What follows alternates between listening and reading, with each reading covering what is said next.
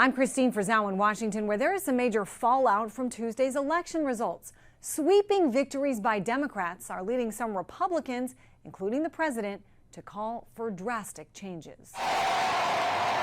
It was the first time in a long time Democrats have had a lot to celebrate.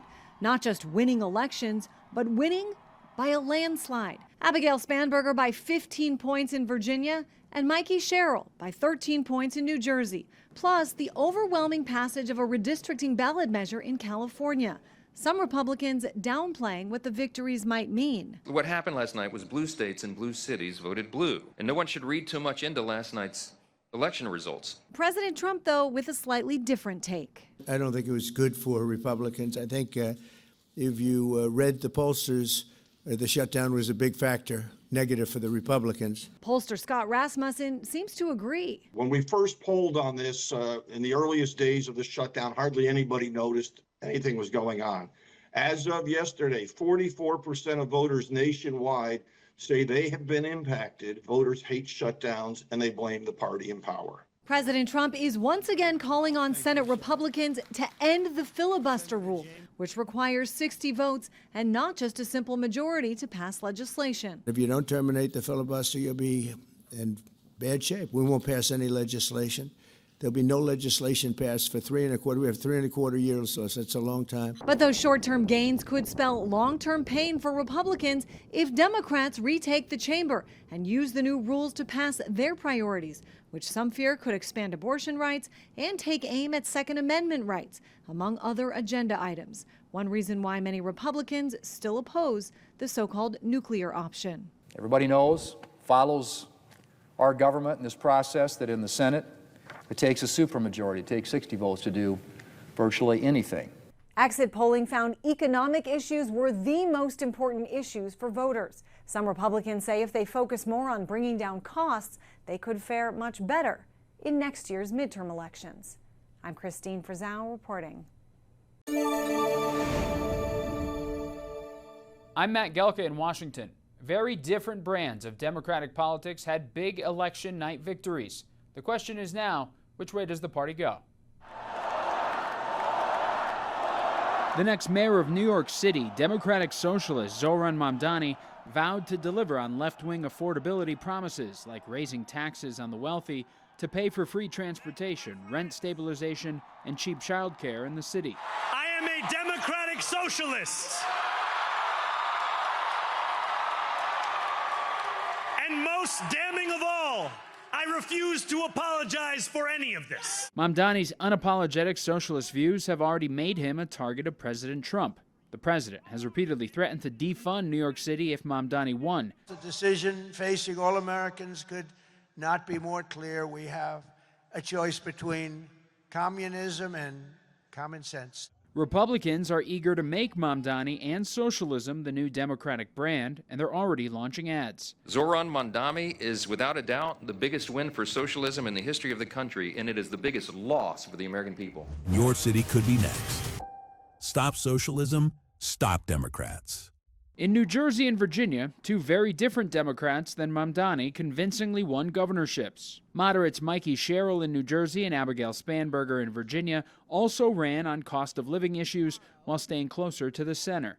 The affordability message seems to be the new way for Democrats, but the party might have a problem picking between Democratic Socialist positions or the views of the establishment heading into the 2026 midterms. No great secret. Of course there's an establishment, and of course there's a division within the Democratic Party. The issue that he has stressed is being stressed by Democrats across the country, from one end of America to the other, the high costs that the Trump administration is imposing on us. When New Yorkers were asked in exit polling if they considered themselves Democratic Socialists, 69% said no, including almost 40% who voted for Mamdani. Reporting in Washington, I'm Matt Gelka. I am Muslim. I am a Democratic Socialist. And most damning of all, I refuse to apologize for any of this. After wins from far-left Democratic and Socialist candidates, there are growing concerns the Democrat Party has taken a major turn that will cause wide divisions and perhaps even big defeat for the party in the midterms. And joining us to discuss is president of RMG Research, pollster and analyst Scott Rasmussen. Scott, thanks so much for joining us this morning. We appreciate it. First of all, your thoughts overall about what happened last night. What does this mean also for the Democratic Party, do you think, moving forward? Well, Jan, it's good to see you. And what happened last night, obviously, just it was a good night for the Democrats. No matter how else you want to talk about it, they won all the key races. But they are going to be the races aren't as decisive as you want to think, as some people want them to be. The reality is only about 1 out of 9 New Yorkers voted for Mamdani. The state races in New Jersey and Virginia, those are Democratic states. So it was a good night. The Democrats outperformed expectations a little bit, especially in New Jersey. And we also have to remember that these kinds of races, low turnout off-year races, are dominated by groups who typically vote Democratic, especially people with a postgraduate degree. Also, we have a historic government shutdown. How much did that play into a voter's decision yesterday? You know, especially in Virginia, it likely had an impact because so many federal workers are affected by it. But also the impact across the nation is growing. When we first polled on this in the earliest days of the shutdown, hardly anybody noticed anything was going on. As of yesterday, 44% of voters nationwide say they have been impacted by the shutdown, at least to some degree. 16%, so 1 out of 6 voters say they've been impacted a lot. We're starting to see the impact in flight delays and other things, and I think those numbers will keep going up. And yes, voters hate shutdowns, and they blame the party in power. Let's take a closer look at some of the numbers in New York City. You talked about Mamdani a little bit. Yeah. A little bit more than 1 million voters actually turned out for him there, but there's 9 million people in New York City. Here's the numbers.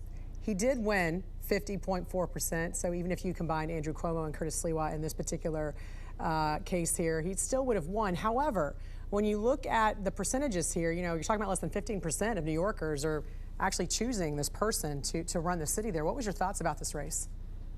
You know, this whole race, reading about it, has just made me roll my eyes all the time. First of all, why did Mamdani win? Well, partly because he ran a good campaign. Partly in the general election because Andrew Cuomo was his primary opponent, a deeply flawed and deeply despised candidate. You would have won against Andrew Cuomo. So there's a... Well, thank you. But so, look, there's a divide in the Democratic Party. The divide has been there for a long time. In our polling, we continually poll to understand this divide. You know, on the Republican side, there's the MAGA versus traditional Republicans divide. The MAGA voters clearly are dominant on the Republican side. But in the Democrats, there's the moderate, there's the Chuck Schumer wing, the old school Democrats, and then there's the new rising progressive Democrats.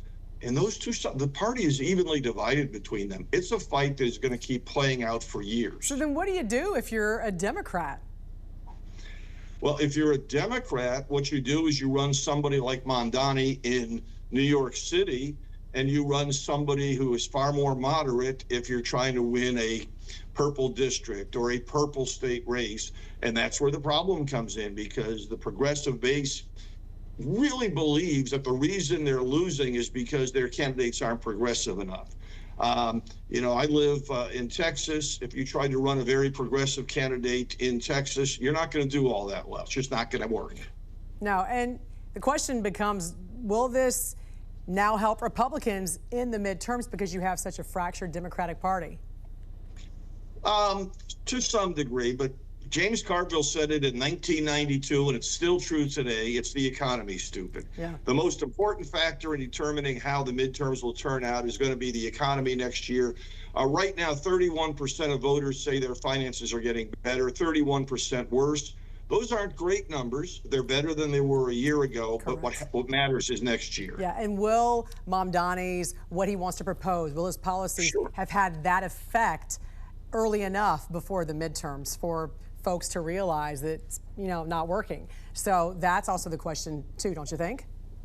I think absolutely. The Republicans will do everything within their power to raise up Mamdani and his voice and present him as the face of the Democratic Party, because in large segments of the country it won't work.